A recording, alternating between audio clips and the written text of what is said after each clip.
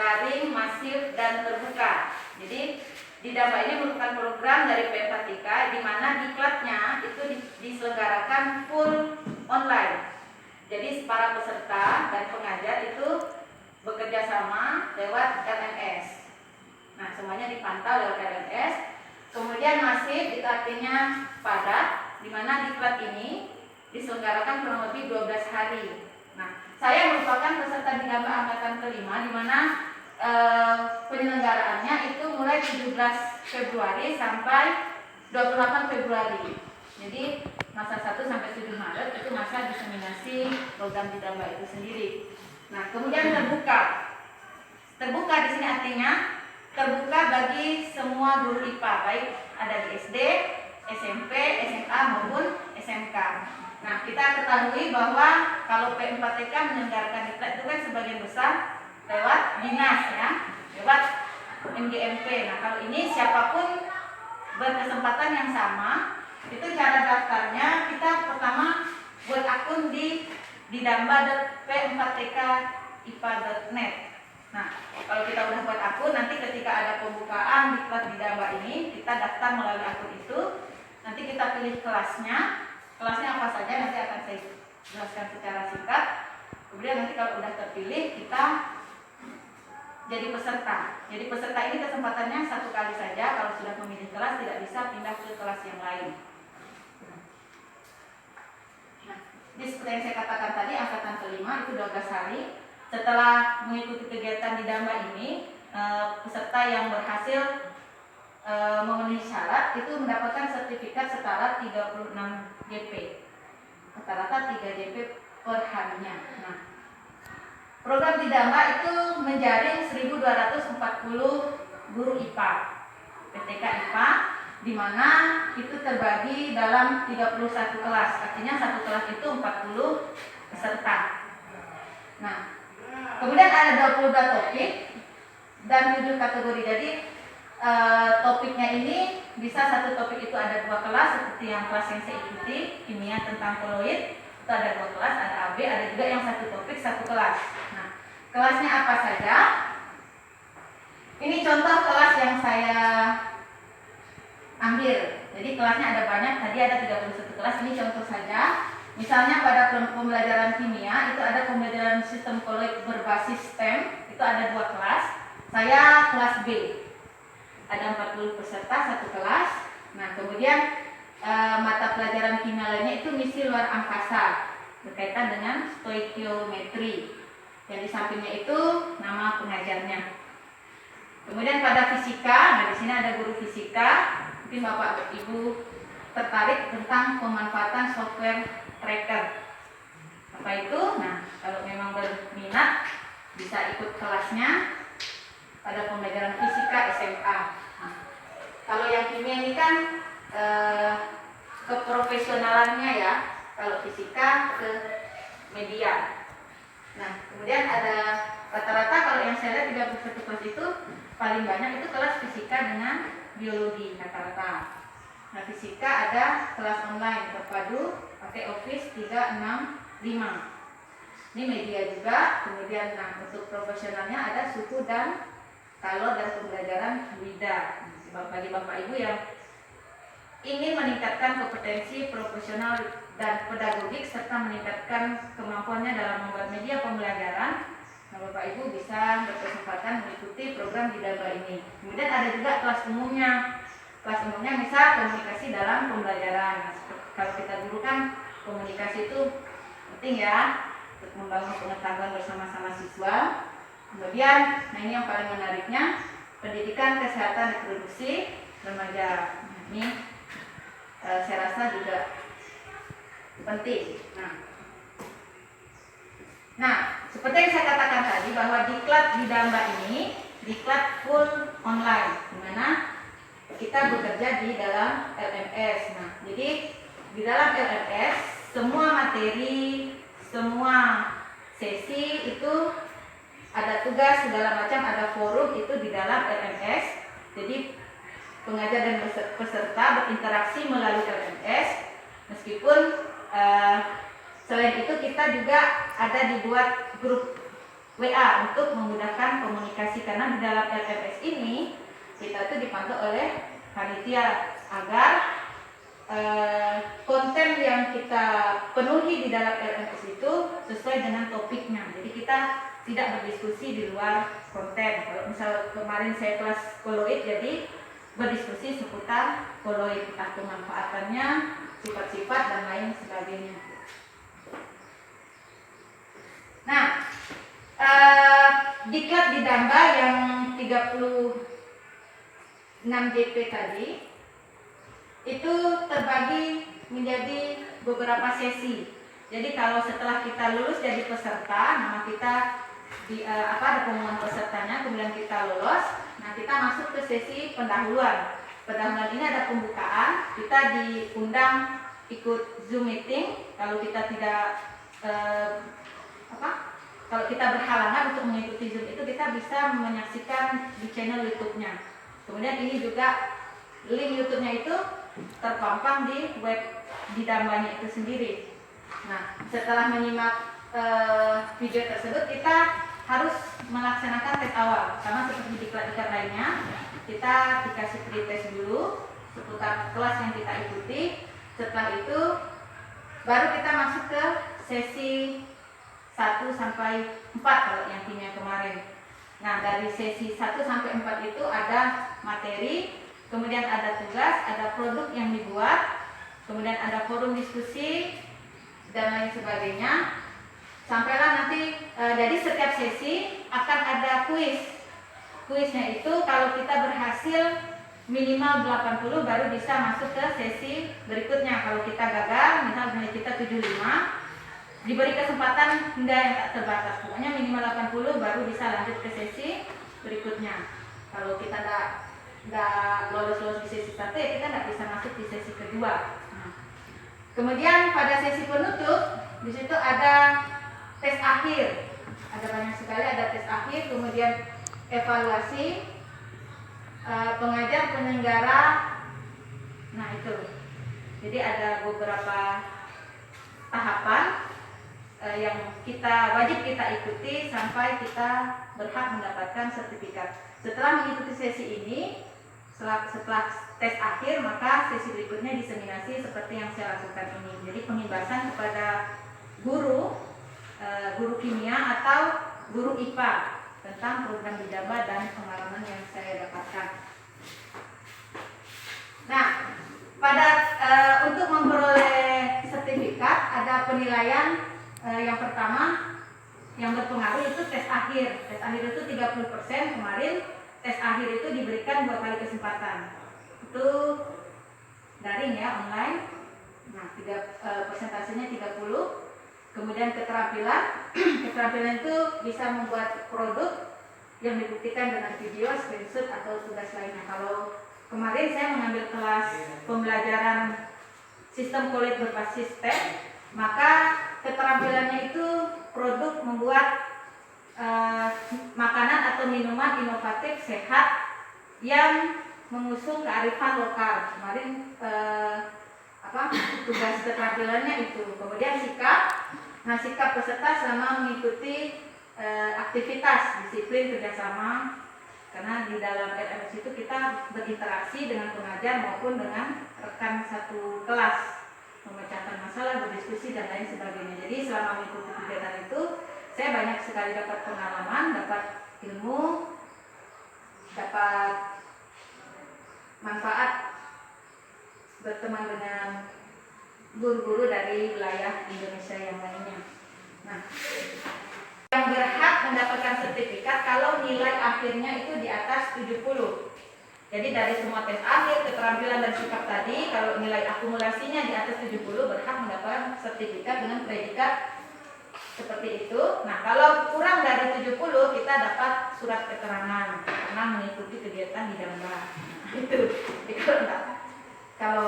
Tapi rata-rata karena pengajarnya intens, jadi kalau aktif ya bisalah mencapai nilai di atas 70. Nah, Jadi seperti yang saya katakan di awal tadi bahwa yang diharapkan ketika kita mengikuti diklat Didamba ini meningkatnya kompetensi profesional, kemudian pedagogik, serta kita mampu untuk membuat media pembelajaran. Nah, lanjut ke kelas yang saya ikuti, yaitu tentang pembelajaran sistem koloid berbasis STEM. Nah, STEM itu kesingkatan dari Sains, Teknologi, Engineering, dan Matematik. Jadi pada pembelajaran STEM ini 4 unsur ini harus ada untuk memenuhi kebutuhan zaman sekarang ya, dimana ilmu itu dikaitkan dengan teknologi, dengan mesin, kemudian untuk menguasai mesinnya ada ilmu matematikanya dan sainsnya. Nah, seperti yang saya katakan tadi, ini sesi yang saya ikuti. Kalau koloid itu pada sesi pertama itu koloid dan jenis-jenis koloid, membedakan koloid, larutan, dan satunya apa? Suspensi. Kemudian ada yang sesi kedua sifat-sifat koloid. Nah, yang saya bilang keterampilan tadi membuat produk minuman atau makanan tadi itu di pembuatan koloid. Kita mengaplikasikannya dalam produk makanan atau minuman yang mengusung kearifan lokal. Itu yang keterampilannya. Kemudian jadi pada sesi koloid dalam kehidupan sehari-hari di sini dibahas tentang produk yang berupa koloid yang sering kita gunakan sehari-hari. Salah satu contohnya yaitu penggunaan deodoran. Deodoran kan ada banyak bentuk tuh, ada yang cair, emulsi, ada yang aerosol dalam bentuk spray itu kan. Nah, seperti yang kita ketahui bahwa produk deodoran ini kebanyakan itu mengandung antiperspiran. Itu cara kerjanya selain mengabsorpsi bau badan, dia juga menekan produksi kelenjar keringat sehingga harum lah ya, karena di dalam deodoran itu ada ditambahkan senyawa lain sebagai parfum. Nah, namun ada efek negatifnya. Jadi penggunaan deodoran dalam jangka waktu lama dan dalam dosis yang tidak sesuai itu dapat menyebabkan penyakit kanker. Iritasi. Ya, makanya waktu itu di forum itu bagaimana cara mengurangi dampak tersebut. Pertama, kita harus mengetahui kulit kita. Kalau iritasi nggak bisa dipakai deodorannya. Kemudian di sana disarankan untuk menggunakan bahan alami, misalnya jeruk, kapur sirih ya, kapur sirih. Nah, jadi kembali ke alami atau gel lidah buaya. Jadi kalau seandainya kita cuma di rumah saja, kalau memang bahannya ada di lingkungan sekitar, ya kita gunakan yang bahan yang ada di lingkungan sekitar saja. Jadi salah satu manfaatnya itu. Nah, ini terkait dengan tugas keterampilan. Tadi kan tugasnya membuat produk makanan atau minuman yang sehat, inovatif, dan mengusung kearifan lokal. Jadi Bapak Ibu bisa lihat kira-kira buah apa yang saya Sirsak itu, dari belakangnya itu loh. sadarkan kira-kira apa masih kenal? Sirsak. Sirsak ya. Ada yang lain? Kan ada tulisannya Bapak. Cempedak. Tidak ada di pulau kami. Cempedak itu musiman. Jadi salah satu tugas yang saya kerjakan yaitu membuat produk kulit sehat, inovatif, dan mengusung kearifan lokal. Di sini saya berpikir kearifan lokalnya setelah saya berpikir dalam waktu yang cukup singkat ya, waktu kemudian kalau salah tidak 3 hari. Sementara STEM itu kan senantiasa kita evaluasi, kalau ada kekurangan kita perbaiki. Nah, sementara waktu yang disediakan kan cuma 3 hari. Jadi saya pikir koloidnya ya saya ambil dari kata pudingnya saja. Tapi puding di sini yang jenis sol yang agak cair sehingga bisa disedot. Kalau varian puding kan yang banyak dijual di pasaran kan yang umum kayak vanila, coklat segala macam. Nah, di sini saya mengangkat kearifan lokalnya dibuat cempedak. Jadi buat cempedak atau Bapak Ibu mau tahu cara pembuatannya ada ya di link YouTube. Nanti Bapak Ibu bisa akses saja, saya malu. Nah, ini biar kayak anu ya apa? Mudah diingat. Paten itu. Paten. Tidak ada. Kalau Bapak Ibu ketik di YouTube Kudodame muncul nanti yang Jepang-Jepang. Nah, jadi saya menggunakan bahan daging buah cempedak, kemudian ada serbuk agar-agar. Untuk nutrisinya selain dari buah cempedak saya tambahkan susu UHT. Nah, Cair Bu ya? Ya? Susu cair. Iya, susu cair. Nah, nanti setelah buahnya di blender, dibikin dengan takaran tertentu, jadilah puding dengan rasa cempedak. Kita ketahui kan kalau cempedak kan rasanya manis, jadi nggak perlu banyak penambahan gula. Jadi selama ini konsumsi cempedak di daerah kita kan digoreng, dimakan gitu saja kan, dijemur. Nah sekarang saya pikir inovatifnya bagaimana kalau dibuat minuman yang anak-anak pun gemar minum gudeg. Jadi sebagai varian baru, saya rasa seperti itu. Nah, baik Bapak Ibu, demikian acara diseminasi yang saya lakukan hari ini. Terima kasih atas perhatiannya. Jadi kalau Bapak Ibu tertarik untuk mengikuti Damba, nanti bisa berkomunikasi dengan saya, akan saya ajari dari buat akun sampai pendaftarannya. Nah, saya rasa ini sangat menarik karena kita sebagai guru berkesempatan sekali ikut diklat yang diselenggarakan oleh P4TK secara gratis. Demikian penjelasan dari saya. Jika ada yang ingin ditanyakan, silakan saya berikan kesempatan. Bu, ya. Nanti kalau angkatan kelima materinya bukan kolej lagi atau bagaimana ya? Sepengetahuan saya dari angkatan sebelumnya itu materinya masih peloid. Saya tidak tahu apakah angkatan ke-6 materinya baru lagi, belum tahu. Karena saya sebelum mendaftar angkatan kelima ini kan pendaftarannya Februari juga. Pokoknya sebelum tanggal 17, 2-3 hari sebelumnya itu pendaftaran 3 hari. Kalau kuota penuh kita tidak bisa daftar. Kuota penuh tidak bisa daftar. Nah, saya ini berakunnya dari 2020. Pengen ikut angkatan 4 tapi kuota penuh. Jadi saya nunggu cari informasi, begitu buka pendaftaran hari itu juga saya daftar. Karena kalau udah besok-besoknya udah kuota udah penuh. Kebetulan Kalimantan rata-rata 1 ya. Di kelas B itu ada Kalbar, ada Kalsel kalau tidak salah. Saya satu-satunya dari Kalbar karena saya pikir kuotanya. Ya seperti yang saya jelaskan tadi, selain dapat ilmu dan dapat sertifikat 36 JPK. Jadi kalau PNS bisa digunakan untuk kenaikan pangkat dan administrasi yang lainnya. Tapi yang lebih penting dari itu saya rasa pengalaman ketika mengikuti ini. Ada lagi? Dari Pak Fajri mungkin Iya, Bapak kan guru fisika ya? Iya, kebetulan fisika. Tapi kebetulan ini Ibu di materi poloid. Iya, Bapak. Nah, jadi bagi kita yang di daerah terpencil, kesulitan dalam sinyal misalnya, dan ada YouTube tadi untuk cadangan. Apakah YouTube-nya juga pada saat tayangan Zoom meeting itu berlangsung? Iya, ada secara langsung di YouTube, kemudian direkam kan, nanti tetap ada di website di Dambanya. Jadi di kapanpun kita bisa akses. Ada ditanggung untuk pulsanya dari? Oh enggak Pak, ini mandiri, dari. Ini nanti untuk pesertanya guru-guru yang di sini aja atau yang teman kelas maksudnya yang ikut di dalam? Oke, nah baik. Jadi pesertanya itu kan P4TK IPA. Jadi ada guru untuk semua pendidik dan tenaga kependidikan IPA. Jadi IPA itu bisa dari SD sampai SMK, SD, SMP, SMA, SMK. Pendidiknya kan guru, tenaga kependidikannya misalnya laboran.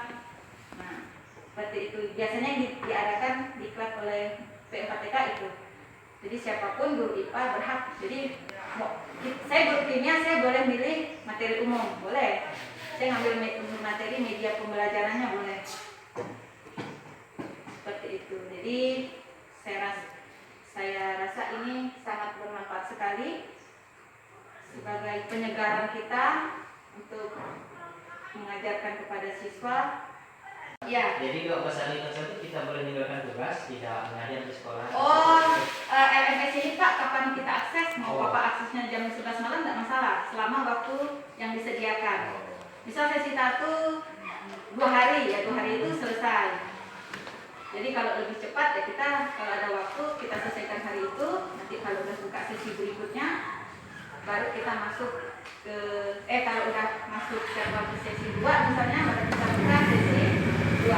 Tapi kalau Bapak ketinggalan, misal Bapak baru sesi 1 kemudian berhalangan, kawan-kawan yang lain udah sesi 4, tidak masalah. Jadi Bapak bisa kejar dari sesi 1 sampai sesi 4. Kemudian berkomunikasi dengan pengajarnya. Kadang dalam situ udah tertutup sistemnya, masih diberikan kesempatan oleh pengajar untuk memperbaiki. Nah, selain tugas yang di LMS ini, pembahasan tugas itu juga melalui web meeting ya. Ada 2 kali kemarin mereview tentang tugas, kekurangannya apa saja, kekeliruannya apa saja. Jadi diberikan kesempatan untuk memperbaiki tugas yang kita kerjakan. Tugas selain membuat produk ini juga ada tugas kimianya itu membuat LKPD. LKPD tentang koloid, kita merancang LKPD. Baik, saya rasa hanya itu ya. Emang mau ikut kelasnya dulu? Ya, jadi ada kelas banyak, kelas lengkapnya ada di buku panduannya. Terus hasil ini nanti dilaporkan lagi kan? Enggak. Kayak ada kan ini nanti ada dapat sertifikat kan? Dikasih ke panitianya tuh gimana? Enggak, kita download sendiri. Kita selain diseminasi nanti disuruh bikin testimoni, tapi tidak wajib. Sertifikatnya boleh Enggak, Jadi ini kira waktunya kan nanti fleksibel. ujiannya harus online dengan se-Indonesia Enggak, gitu. online Harus ngajar. kapan Bapak sempat, dimanapun ada sinyal bisa lakukan. Jadi boleh sama-sama mengerjakan Boleh. post test kualitas. Boleh, tapi kan karena satu provinsi 1 orang, kabarnya 1 orang. Bapak mau bekerja sama dengan siapa? Kita gawan dalam bisa pakai. Nah, demikian. Terima kasih Bapak Ibu atas kesediaannya. Semoga apa yang saya sampaikan dapat menjadikan berkah dan manfaat bagi kita semua. Semoga kita selalu sehat, kuat dan semangat dalam menjalankan tugas kita selama masa pandemi ini. Terima kasih. Assalamualaikum warahmatullahi wabarakatuh. Selamat pagi dan salam sejahtera bagi kita semua.